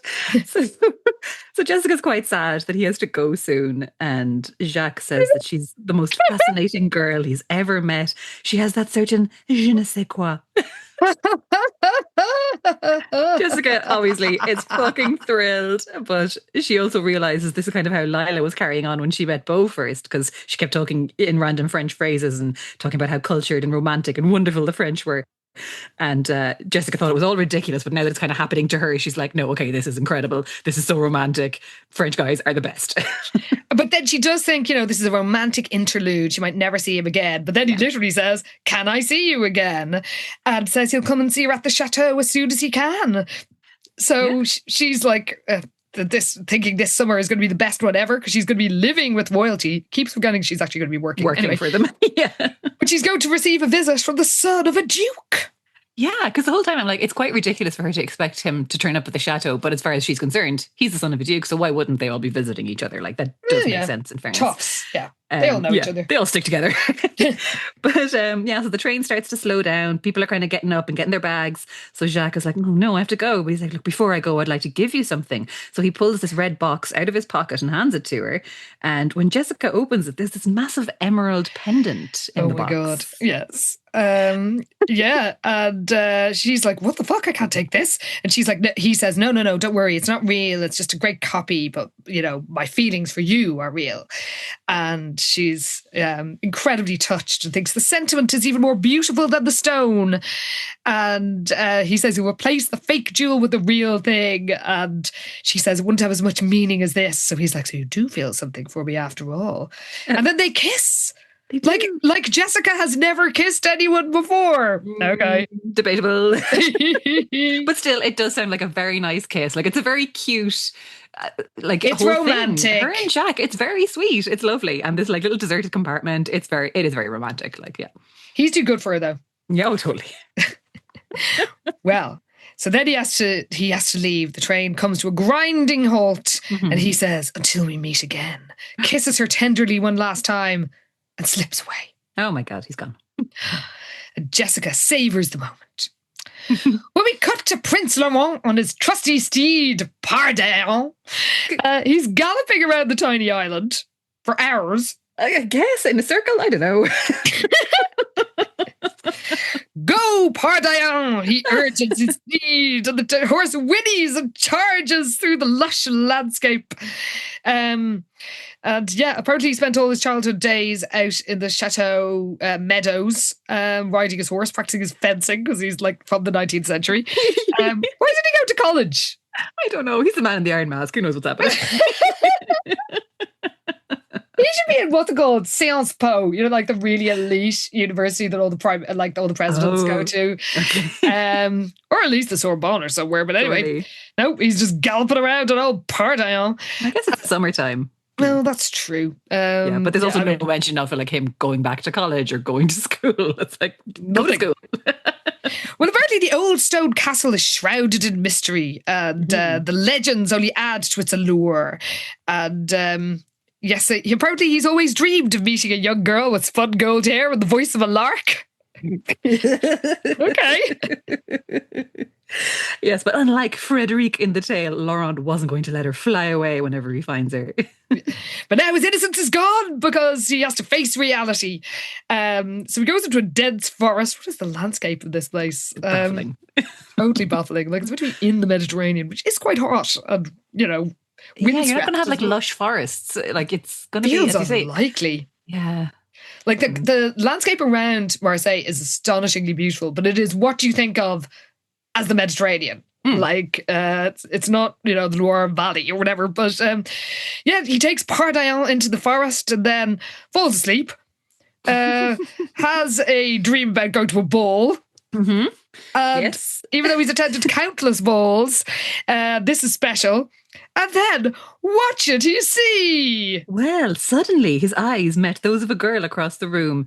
She's absolutely beautiful with golden hair, ocean blue eyes, and the sweetest smile he'd ever seen. He didn't know who she was, but in his gut, he was certain she was the one. Oh my God, the prophetic dreams are back. I mean, I'm delighted, but it's so fucking ridiculous. It's so funny. He wakes up and his horse is standing over him, pressing his nose against the prince's face, because every animal in this series is basically a cartoon version of that. Yes! Oh my God! Which is so funny. So he's kind of disappointed because the beautiful girl was just a dream. So when he wakes up, he's like, oh no, it wasn't real. Oh. Who could she be? Who indeed? Well, we cut back to Jessica. They're still on the train, and she misses Jacques already. He's funny and playful, but romantic at the same time. It was an irresistible combination. I mean, it kind of is. And the sun is beginning to set. I was wondering what time it was, because it feels like they've been on this train for an entire day. And like, honestly, Laurent is galloping around the countryside. Like, is it day? Is it night? But yeah, they're going along through these, like, the gazing out at the sharp white cliffs and the sparkling blue waters. They can see snow-capped mountains. Look, they near the Alps. Like, how far across France are they? The geography is truly confusing. Yes. Well, we're told the south of France is clearly the perfect setting for romance. Mm-hmm. And she can't wait to see, can't wait to be in the chateau. Imagines frolicking on the white sand, far away from the countess and her daughter, far away from the little kids. She's got an odd idea of this summer. She thinks she could fob all the work off on Liz. Completely, yeah, because she's like, thank goodness Liz is with me. If she was on her own, it would be very difficult to arrange time off from her babysitting duties. It's like, that is literally your one job all summer, is to mind these kids. But she's like, I'm sure Liz can handle everything during Jacques' visit. Oh my God. She is unbothered. It's very Jessica. So she's picturing her and Jacques running along the white sands, hand in hand, stopping to kiss passionately, when suddenly the Countess de Rimini has started up again. She's shrieking about something. She's standing in the aisle, waving her hands around and squawking at everybody in French. And again, Jessica's like, what the fuck is going on? So Liz is listening intently. With her expert French, she can even understand somebody shrieking. Mais ce n'est pas possible is what she keeps shrieking, apparently. Even Jessica could understand that, fair enough. And somebody has volé her bijoux de famille. Her jewels. Yeah, she's hysterical. Kill her. Of course. She swoons dramatically and falls into her seat in a faint. Antonia is shook. She's trying to wake her up. Smelling salts. She has smelling salts in her bag. Like, who are these people? Smelling salts in the 90s. Truly, they are time travelers. Like, I don't know what's happening. But Liz explains to Jessica that the family jewel has been robbed, and it's missing. It's been robbed. We're not sure what's happening. Jessica's like, oh my God, this is so exciting. Makes absolutely no connection to what has just happened before Jack got off the train. But anyway, the conductor comes along and is like, everybody back in your seats. He's trying to just calm her down, figure out what's going on here. Of course, she wants the police immediately, and he's like, yes, we'll contact the local police station as soon as possible. She wants everyone on the train to be searched, and he's like, no, we can't do that legally. But we will. Yeah, legally, we would need a search warrant to do that. But she's absolutely furious and completely distraught at this. It's a family heirloom. You know, he doesn't understand the gravity of the situation, and he asks, look, when was the last time you saw this, like, these valuables, or like, when did you last have them? So she kind of stops and she's like, oh, I believe it was when my daughter and I left Italy. So he's like, oh, so it could have been stolen at any point along your voyage. And she's like, perhaps, but I know they were taken on this train. And she's like really suspiciously looking at everybody. So Jessica's like, oh my God, she's crazy. But she then says she wants everyone searched, and she's outraged that they can't do that. She's like, of all the trains I've ridden, I've never experienced such incompetence. And she's she's just freaking out, basically. Yes. Antonia's trying to calm her down, but the conductor's like, we will do a full investigation. And he basically goes around and questions everybody if they saw anything suspicious. Of course, the girls didn't, because Jessica has the memory of a goldfish. She's like, nope, nothing weird has happened. No one just gave me a giant emerald. But it's completely unrelated, I'm sure. Yes, and it's not real. Definitely not. Yeah, Jessica's a real dumbass, I will say, in this book. Oh my God. As much as I enjoy her, she is dumb as shit. Oh my God. That's like, seriously, Jacques deserves better than either of these fools. True. But Jessica's also secretly pleased that the Countess was robbed, because she's such a bitch. She's like, whoever has it probably deserves it more than she does. And she's probably right there. So Jessica nearly kills people with her taking her bags down because there's so many of them. They're just tumbling everywhere. Mm-hmm. And Liz just really has she's so sour in this book, because she's like, oh, I should have helped her with her bags in Paris, because then she wouldn't have met Jacques and Louis. It was like, well, come on. Those guys were great. Your train journey would have been so boring only for them. Exactly. So they go out to the station and they see a car with their name on it, and or a car with somebody holding their name up on a sign, and it's chauffeur Gaston. Gaston. Okay. Amazing. Very little imagination going on with the names. Absolutely none. Jacques Louis Pierre. Mm-hmm. I guess Gaston is a bit more imaginative, but now Gaston. Gaston is so funny. But they also see the Countess and her daughter, or the witch and her spawn, as Jessica has named them. So they're getting into a limo, and Jessica's like, oh, this is so unfair. And it's like, dude, you know you're going to work for the summer, right? Yeah. She's like, oh, we're being treated like servants. First of all, if you were being treated like servants, we get in the fucking bus. You'd be walking, yes. You're getting brought by a private car. It's just on a limo. Mm-hmm. And anyway, Liz wishes they were just going straight back to Sweet Valley. Yeah, she's just not feeling it at all. Well, we cut to Marseille, and next to the shipyard, cluttered with wooden piers and small fishing boats. Again, this is the biggest port. Nothing industrial in sight. Picturesque only. We are in the 60s. Don't even worry about it. Now, I gotta say, there were some very, very cute little ports on the seafront in Marseille. Again, I feel like I'm the Marseille tourist board, but if you have a chance to go there, I loved it. And the food's great. And the first time I got into the sea there, it was September 2021. And I was so happy to be out of Ireland. And in the sunny Mediterranean, I actually cried. Oh God. So I have very fond memories of it. So I'm very happy for Jacques and Louis that they are that they're there. We are told that Jacques looks directly south, where Elizabeth and Jessica would be staying. Directly south of the seafront in Marseille is the sea. Where is this island? How does it have a dense forest on it? I have so many questions. 2 hours away in a train, which is probably like the Italian border practically. So I don't get it. But anyway, he's just imagining Jessica's reaction to the chateau. She's sure to love it. And then he thinks she's sort of an enigma, a puzzle. She fucking isn't. She is the most basic psychopath you will ever meet. She is shallow as a puddle, my friend, but he's just like, she's so full of energy and vitality, but had a strange innocence as well. And it's like, oh, bud, you don't know her at all. She seemed worldly and naive at the same time. That's one way to say a massive bitch, but okay.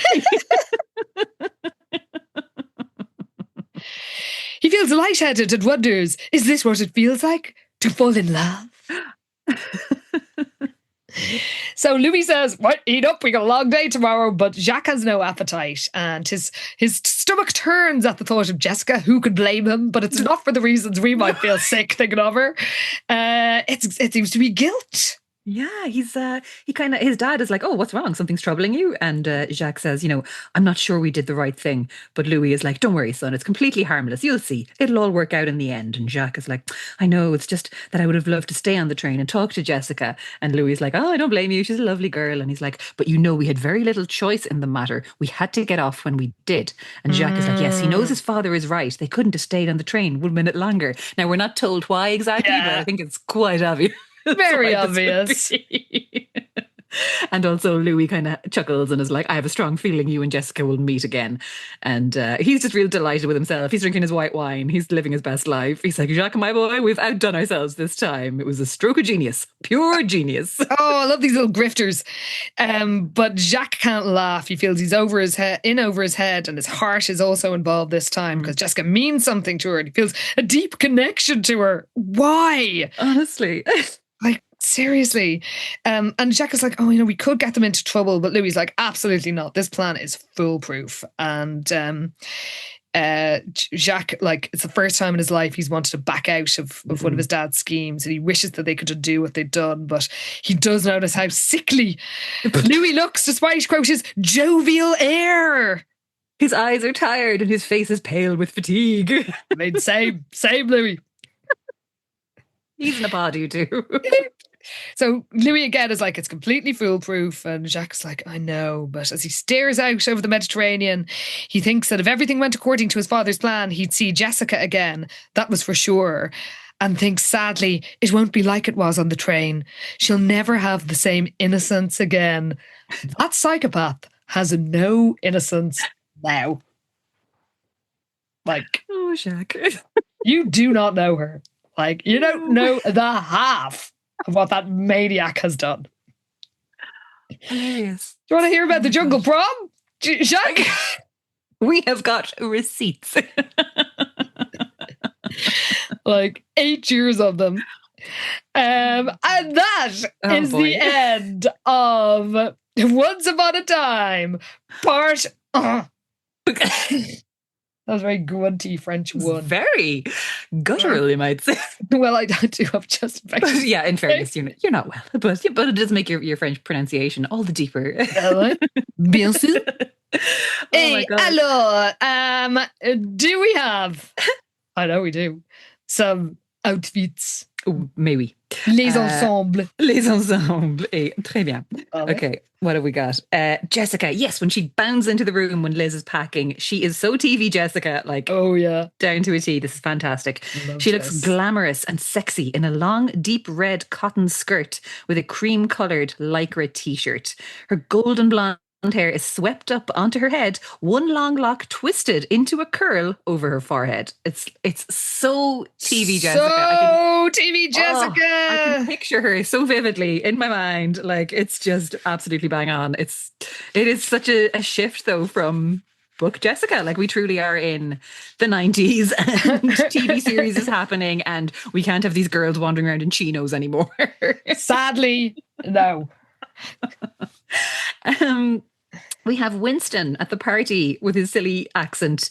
He looks particularly ridiculous that evening. He's wearing a French cut tuxedo jacket with sleeves that are too short, revealing his knobbly wrists. A black French beret was pulled low over his left eye and a baguette was tucked under his arm. Oh my God. I know, might be getting hungry. You never know. He's brought his own snacks. Good for him. Sensible. It's so good. I love it. Lila is in an absolutely baffling outfit at this party. Oh my God, what was going on here? She looks particularly elegant in a loose-fitting black silk pantsuit. What? The jacket tapered in at the waist and the pant legs flared out at the ankles. Her long brown hair was tied back at the nape of her neck with a wine-coloured silk scarf. I'm so sorry. I mean, I keep picturing, I don't know if it's just because I literally just watched an episode of Frasier yesterday, but I keep just picturing her as Lilith. Like, it feels very Lilith, doesn't it? Oh my God. We are also rewatching Frasier in my house. And yes, doesn't it? It does. Just the kind of the hair tied back with a scarf, like black pantsuit. Like, girl, where are you going? Oh, I love it. And there was only one other outfit, I think, then in this first half of the book. So, Jessica, this is when she was about to leave. She was wearing a light cotton dress, but her mother insisted she change because it'll get cold on the plane. Which is quite right. So now Jessica had on a pair of chic beige linen pants and a black blazer. Who doesn't travel in linen trousers? A black blazer. Honestly. Like, they're so mismatched. Like, I'll just throw on my travel blazer, I guess. Relatable. Just young executives to the core. Oh, always. Young executives, She must traveling young executives. business class. Always. Oh my God. But yeah, that's it for outfits for this that's first pretty half good. of the book. And in fairness, we haven't even gotten to the castle yet. Like, so No, there's plenty more to come. Oh my Lord. Well, listeners, we're so glad to have you back with us after our long break. Indeed. Hope you kept yourself perhaps amused with our bonus series, Pi Beta Alpha. There's a lot to catch up on there. There's loads over there. You were very busy emailing us. Thank you everybody for your emails. We got loads of great ones. So thank you, Mary, Liz, Cindy, Emily. Erin Finton sent us an email with a picture of her and her husband dressed up as aliens from Mars Attacks, because we mentioned the alien lady with the glidey and the big dress. And like, it's such a good outfit. It was done very, very well. Amelia sent us a lovely email about her cats, because we have two feline fans in Iowa, apparently. She discovered the extent of their fandom en route to the vet, because the drive to the vet clinic always involves them loudly and unrelentingly yowling in dismay, which is very stressful for everybody. They've tried everything over the years to try and soothe them, but nothing was working. So Amelia threw on an episode of the podcast and continued to play it in the car, and they both went completely silent. So Amelia's theory is that she binge listens at home and is an episode repeater. So her theory is that the sound of our voices reminds them of being at home and it calmed them down. So it was a very less stressful drive than usual. So she sent us a picture of Bee and Biddy. They're so cute. Being very cute, listening to their podcast. So we're very pleased that all worked out and we managed to calm your lovely cats down. Hello, Bee and Biddy. Very, very sweet. We got loads of great emails, lads. Thank you so much. Yvette and Caitlin sent us lovely emails. They actually had very nice things to say about our song, so I thought you'd appreciate that as well. Thank you. I have not read any emails because I was finishing my next book, but I will go back and look at them all. Yeah, there's lots of really nice ones to catch up on, but I do just need to read this one out because you haven't read this. So Teresa McLeod sent us an email. The subject line was "unfortunate moment to press play," and So she explains that she sometimes has old episodes playing as she goes to sleep. I mean, it doesn't sound like it'd be very soothing considering the amount of cackling that we do, but look, if it works, it works. Yep. And she says a year or two back, she was attending a conference for her profession. She's a horse riding coach. So love that. I hope you're listening to Caitlin. I know, right? So this conference was huge. It was a 2-day thing. They were staying overnight in a hotel and she'd thrown on an old episode for sleeping. The next day, settled down to listen to a presentation by a biomechanical researcher. So he was giving an interesting but not particularly loud talk.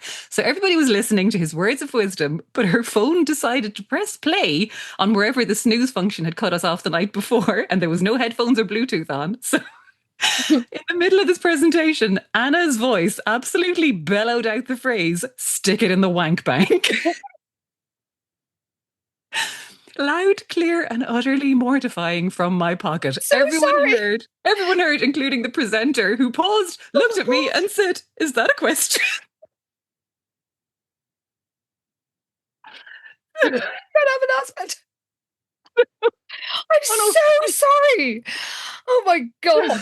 Teresa obviously had to switch off the podcast or at least drop the volume, and can't quite remember exactly which episode that happened in. She has a vague idea Ken Matthews may have been involved.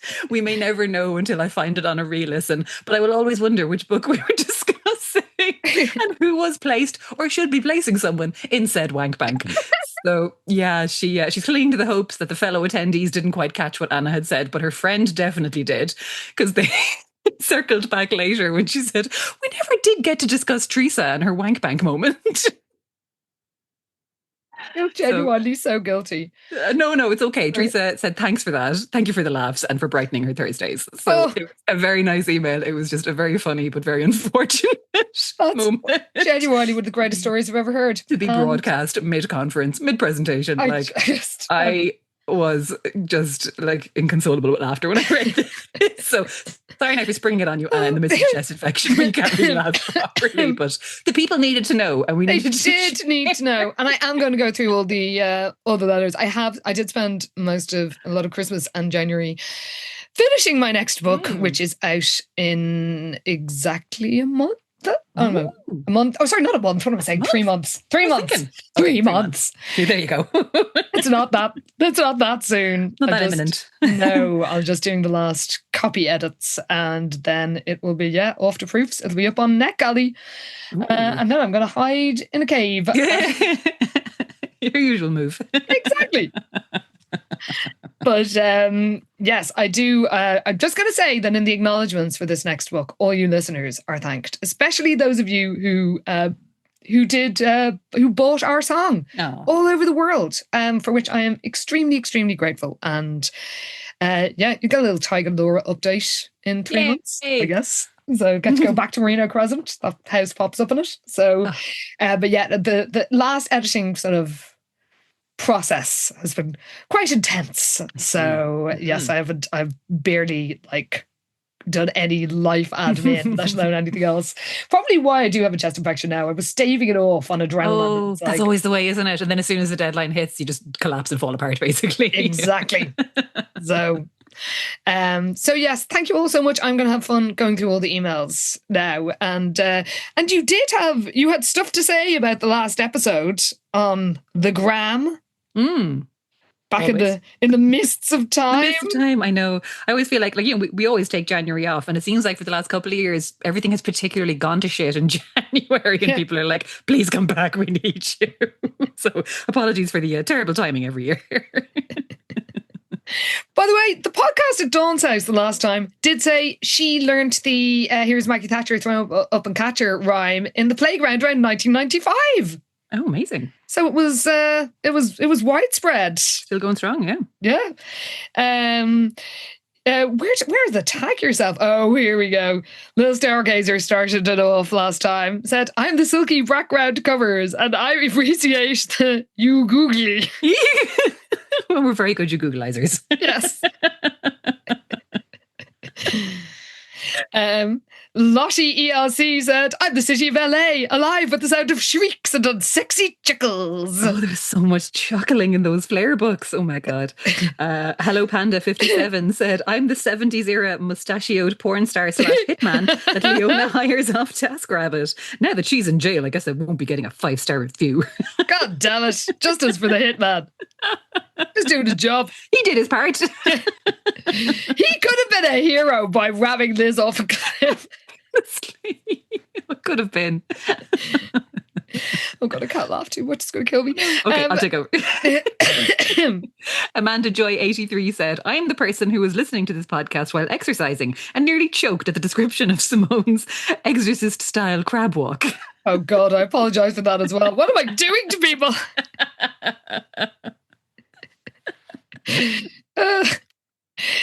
Rainbow Dash said, I'm a net analysis sponsor. They were doing so well until they discovered dinner theatre and now they've fallen off the wagon. And only rehab will sort them out. Otherwise it'll be jazz hands at dawn. Oh no. Remember kids, performance art, not even once. Oh, it is a danger. Truly a gateway drug. Pippi-Ann Shirley said, I'm the manky kip of a gaff that Todd probably illegally rents. I'm described in an Irish way that makes no sense to a Canadian's ears. It also makes complete sense to a Canadian's ears. There we go. It's evocative. It transcends context and language and, Hiberno English. Oh God, sorry. I'm going to have another coughing fit. You better take over. Okay, I will. You get a drink of water and we'll wrap this up.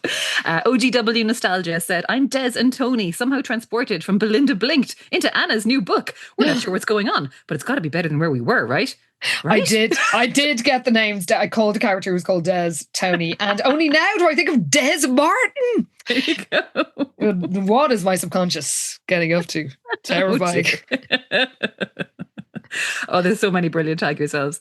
Marnie Knox said, I'm the assassin that Leona hired. She met me on the street when I was twirling a sign that said killer deals. Told me her full name and gave me $50 to kill some blonde girl. I'm pretty sure she deeply misunderstood the sign. I wouldn't put it past Leona, to be fair. Oh, yeah. I mean, she doesn't think things through. KW Thomas Book said, I'm the police officers in this book. I can only assume I work for the LAPD and not SVPD because in this book I appear to be actually solving crimes. Whoa. Surely not. Surely. HGV said, I'm Justice and I'm here for buttered toast. Yes. Thank you. Lady Zana once said, I'm Elizabeth Lavalier, wondering why I'm never worn anymore. Is it because she's outgrown her taste in fashion for me? Am I sitting in plastic evidence bag in a cardboard box in police storage? Did I get left out of the character Bible when it went from Xeroxed pages of the 80s to saved on a floppy disk in the 90s so the ghostwriters just don't know about me? Oh, no. I mean, very good point. That Lavalier has not been seen in quite some time. A good long while. No, you're right. Justice for the Lavaliers. Yes, so thank you so much for all your tagging yourself. I am genuinely like running out of breath, so I will not read anymore. I have to go and take this steroid inhaler and have a little lie down. But we love hearing from you and very much appreciate it. And thank you for your patience over the last month. Yes, thank you. Thank you for sticking with us and for coming back and joining us at the Chateau L'amour Inconnu, because that's definitely the name of the thing. So you can always get in touch with us. We're at SVH Podcast on Instagram, on Blue Sky. We're not on Twitter anymore because fuck that. You can email us at svhpodcast@gmail.com. And of course, we have Pi Beta Alpha going on. That'll be back as well now next week. It will. Where we'll be chatting about the Caitlin books. I'm going to need a refresher on where the fuck we were with all that. Same. Oh my God. So we will all be confused together. Don't worry about it. If you want some bonus episodes, you can head on over to headstuffpodcasts.com. Sign up to Headstuff Plus there for as little as €5 a month, and you get access to all of our lovely PBA episodes that kind of come out in the off weeks between regular Double Love episodes. And it also gets you access to all the bonus content for all the podcasts on the Headstuff Network. So there's loads of good stuff there. It's quite the bargain. Yes, it really is quite a good deal. So do check that out if you can. If you can't, that's fine too. Everything's tight at the minute. The world's on fire. Don't worry about it. Just, we know. A nice review or a 5 stars here and there also does the world of good for a podcast and to help us reach other people. So thank you so much for your support, for your nice reviews, for sharing our silly Instagram posts. All that stuff really helps too. And just thanks for sticking with us and being hilarious in comments and sending us lovely emails. We really appreciate you guys so much. And I think I'm still half in shock over that wank bank email. I've got to be apologising for the wank fag thing for the rest of my life. You could listen just of all the things to be, all the sentences of an episode to pop up unannounced like that. That's so funny. You just couldn't have picked a better one. I can only apologise again. I can't promise that I won't say anything equally gutter level in the future. That's true. Absolutely will. If anyone's going to bring the tone down, it's you, Anna. It really is. Award-winning author. And I'm saying children. For children. None of my children's books are like this. No. Thankfully, she has moved on to the adult book.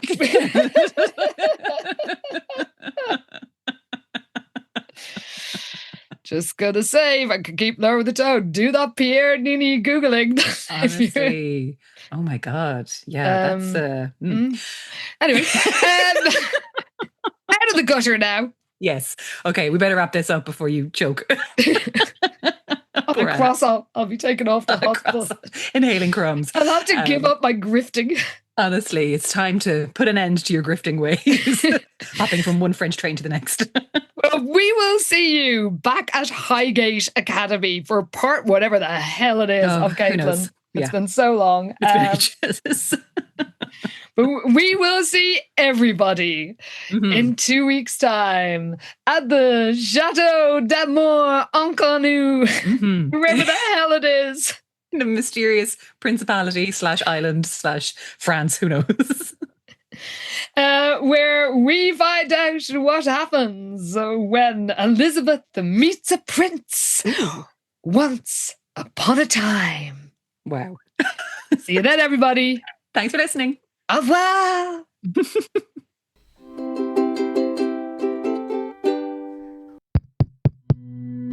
This show is part of the Head Stuff Podcast Network, a hub for the creative and the curious.